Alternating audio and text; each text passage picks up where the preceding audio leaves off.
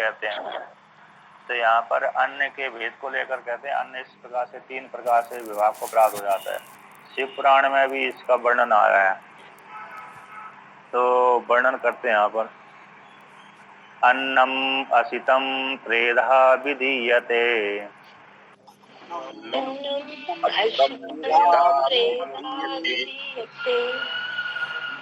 तस्य यः स्त्विष्टो धातुस्तत्पुरीशं भवति।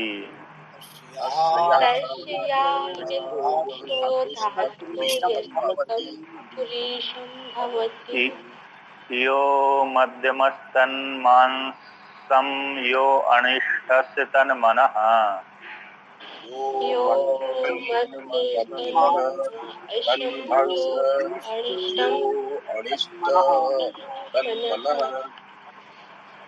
तो यहाँ पर वर्णन करते हैं कि जो ये कहते हैं अन्नम असितम त्रेधा विदिते, जो खाया जाता है अन्न, ब्री है, चावल है, अन्न है, और अन्न जो भी अन्न है, आहार्य तिथि अन्नम है ना, जो भी जिसके द्वारा भूख मिटती है उसको अन्न यहाँ पर ले लिया है।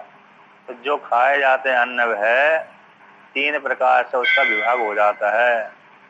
तो कहते हैं तस्य, जो अन्न है उसका 3 विभाग को प्राप्त हुआ अन्न, उस अन्न का यास्तविष्टो धातु, जो स्थूलतम भाग है, धातु है, तत् स्थूलतम भाग को कहते हैं तत्पुरुषम भवति, पुरुष हो जाते हैं, यानी विष्टा कहलाते, बिट कहलाते, किट्टे किट्टे विष्टा नाम आया, किट्टे भी नाम है इसका।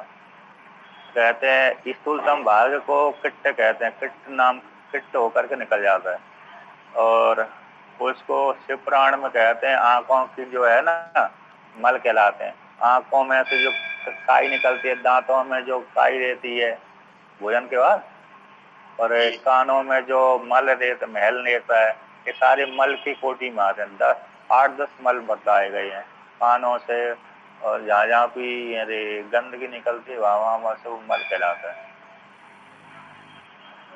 तो कहते हैं ये मल हो गया। अब कहते हैं यो मध्यमस्य तन्मांस से, जो उस अन्न का रस बना, और रस का कहते हैं मध्यम भाग मांस बनता है, और जो मध्यमस्य और जो अनिष्ट है, अनिष्ट धातु है, कहते हैं अन्न का जो अनिष्ट सूक्ष्म भाग है वह कहते हैं उससे मन बनता है। इस प्रकार से वर्णन किया।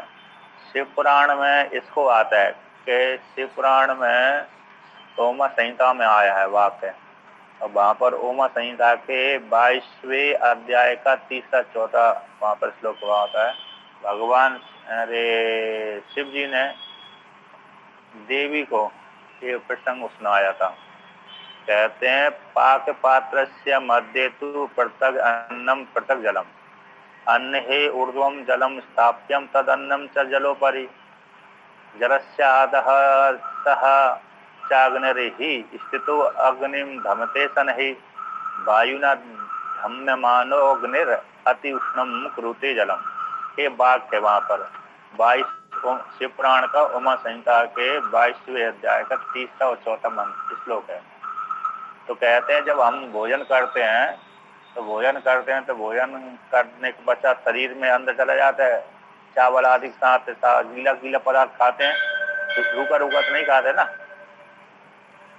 तो जब खाते हैं तो अंदर अरे साग सब्जी के साथ खाते ना, साग है अरे उसके साथ है चावल आदि है, और उसके साथ है दाल आदि के साथ। तो जब अंदर यहाँ से तो जब मिक्सर होकर के जाता है तो अंदर जब जाते ही तो अलग हो जाता है, जल का भाग अलग हो जाता है और स्थूल भाग अलग हो जाता है। कहते वहां पर नीचे जो जठराग्नि है तो नीचे दोनों के पात्र अलग है, जल के पात्र और अन्न के पात्र। अब वहां पर जो जठराग्नि जल रही है पहले से ही है ना, वैश्वानर नाम की अग्नि, तो जो जठराग्नि जल रही थी उस सबसे नीचे अग्नि होती है, उसके ऊपर जल वाला पात्र आ जाता है, उसके ऊपर अन्न रखा रहता है। कहते हैं अग्निर्ऊर्ध्वम जलम स्थाप्य तदन्नम च जलोपरि। कहते हैं अग्नि को जल को रख दिया जाता है और जल के ऊपर अन्न रख दिया जाता है वहां पर पेट में।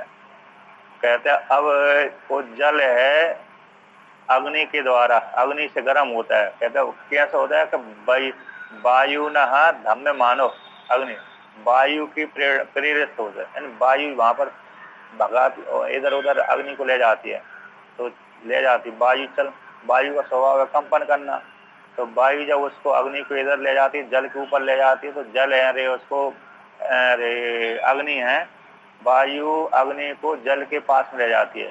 तो जब जल के पास में ले जाती है तो अग्नि वायु के प्रेरित होने से अग्नि जल को गर्म करते है। जब इतना जोर से गर्म हो जाता है जल, तो वो अन्न को पचा देता है। तो जब पचा देता है तो अन्न के वहां पर दो भाग हो जाते हैं, कहते हैं एक तिक्ते भाग हो जाता है, नहीं मल हो जाता है, एक रस बन जाता है। अब वहां पर रस के पुनः भी फिर दो भाग किए थे, कहते रस से अरे त्वचा इंद्रिय त्वचा बनती है, जो हमारी सामने दिख रही जो त्वचा, और फिर रक्त बनता है। तो फिर इसके पश्चात फिर रक्त से लोम बनते हैं और मांस बनते हैं, तो फिर मांस से केश और स्नायु बनते हैं, तो स्नायु से अस्थि बनती है, और नख बनते हैं, और मज्जा बनते हैं, नख मज्जा नख बनते हैं, स्नायु से अस्थि बनते हैं, और हाँ स्नायु से अस्थि बनते हैं कहते हैं, और अस्थि से नख और मज्जा बनते हैं, अस्थि से नख और मज्जा कहते हैं, और अस्थि से शुक्र बनता है। तो यहाँ पर अन्य के वहां पर 12 वेद 12 परिणाम वर्णन किए गए। ये 12 परिणाम स्थूल परिणाम वर्णन, अब सूक्ष्म हो गया, मन बन गया, इंद्रिय बन गए, फिर बाद में जीव की उत्पत्ति का वर्णन किया गया है। तो इस प्रकार से वहां पर ये लास्ट में अस्थि से है ना, अस्थि से नख मज्जा और शुक्र बनते हैं, ये वर्णन किया था। अब आगे कहते हैं शिवपुराण में, यहाँ पर भगवान भाष्य करते हैं। कहते हैं अन्नम असितम भुक्तम त्रेधा विधीयते जाट्रेण अग्निनः पच्यमानम त्रेधा विभज्यते। कहते हैं जो अन्न खाया जाता है, भुक्तम जो खाया जाता है, खा लिया गया है, ऐसे खाए हुए अन्न का त्रिधा इन 3 प्रकार से विधीयते विधान होता है, विभाग हो जाता है। इसके द्वारा का जठराग्नि ना पश्चिम माना, जठराग्नि के द्वारा पका हुआ अन्न का 3 प्रकार से त्रिधा 3 प्रकार से विभज्यते विभाग को प्राप्त हो जाता है। तो कदम प्रकार से 3 प्रकार का वह अन्न विभाग को प्राप्त हो जाता है, कहते हैं उसको प्रश्नपूर्वक वर्णन करते हैं।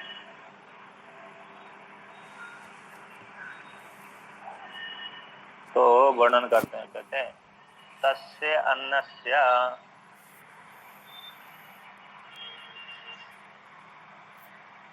अन्न है ना, तस्य अन्नस्य त्रिधा विधीयमानस्य यः स्तविष्टः स्थूलतमो धातु स्थूलतमं वस्तु विभक्तस्य स्थूलो अंशस्तत्पुरीशं भवति।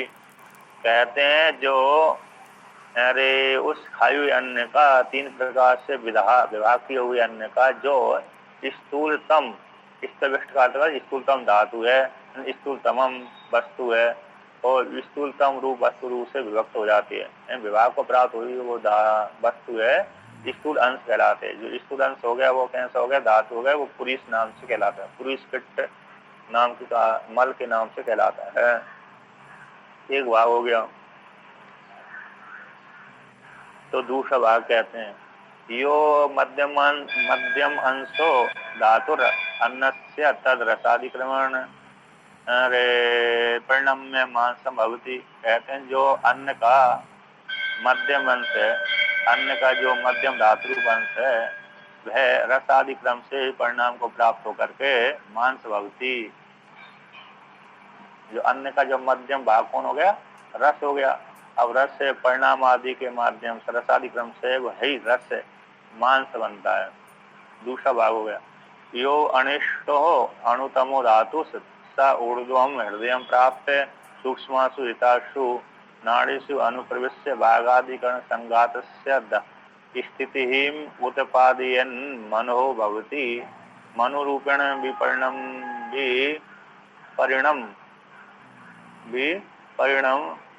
है ना, क्या नाम है, विपरिणम है ना जी स्वामी जी। विपर्णम के आगे क्या है?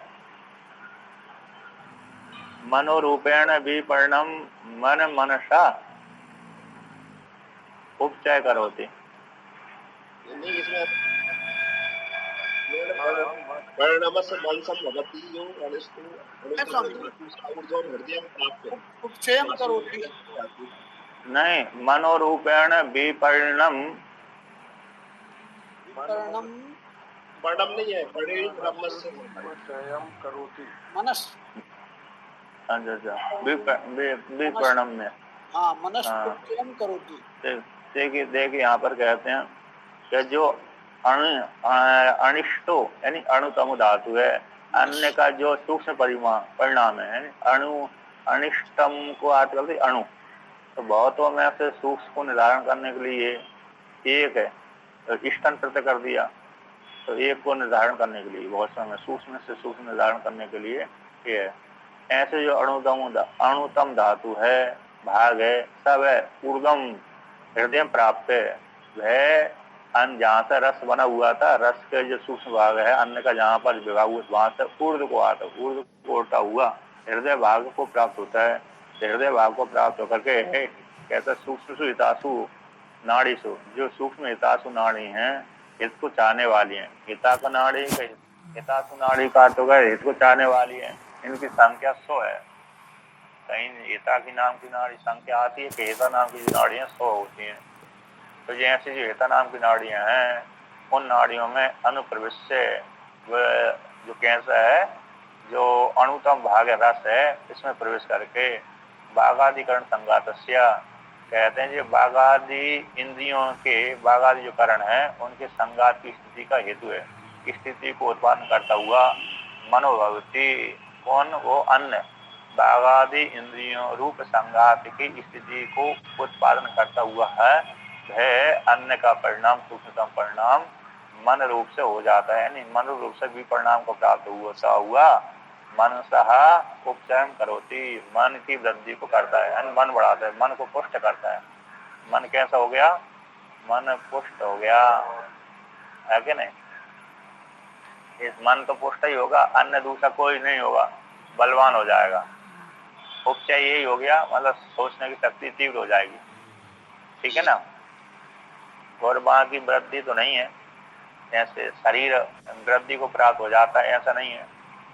उसमें मन की स्थिति अच्छी हो जाएगी, मजबूत हो जाएगी, और मन की ताकत से ही सारा ताकत हो जाता है। मन स्तंभित हो गया तो जल्दी कार्य हो जाते हैं।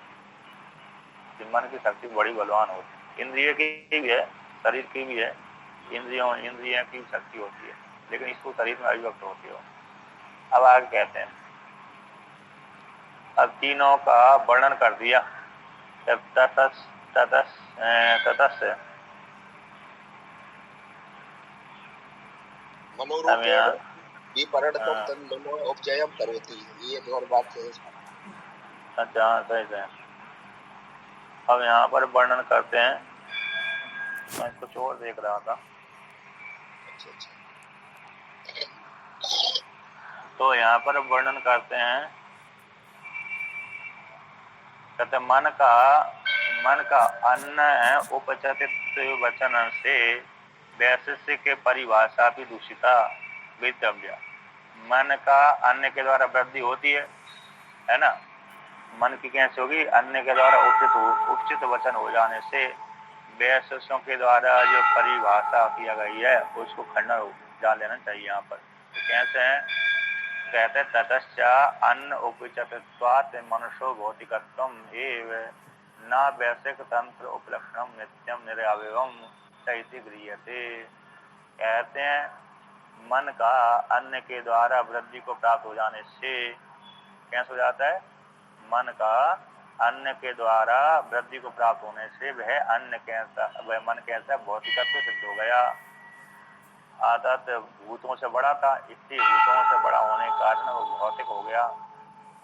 कहते हैं जो न वैशिष्ट तंत्र उक्त लक्षणम नित्यम निरवयम क्रियते, तो वैशिष्यों के द्वारा जो गृहीत किया गया है मन है, उस मन को आदत वो तो कैसे कहते हैं?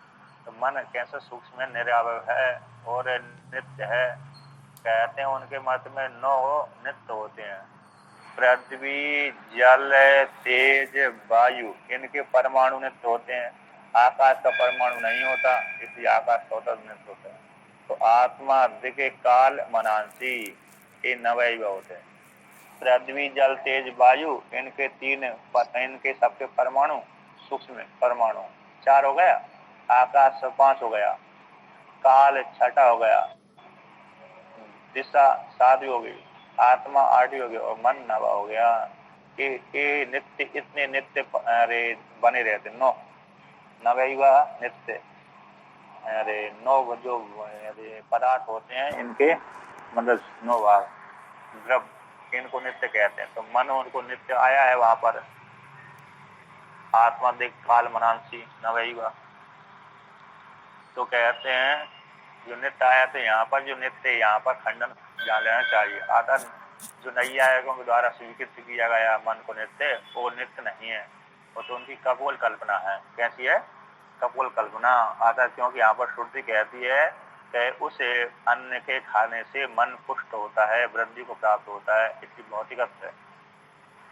तो कहते हैं वैशेषिक का द्वार वैशेषिक ग्रंथों में कहे हुए उस मन को नित्य निर्वय जो गृह थे, ये यहाँ पर कहते खंडन हो गया। कहते क्या हो गया? नित्य और निर्वय मन नहीं है, ये भौतिकत्व है।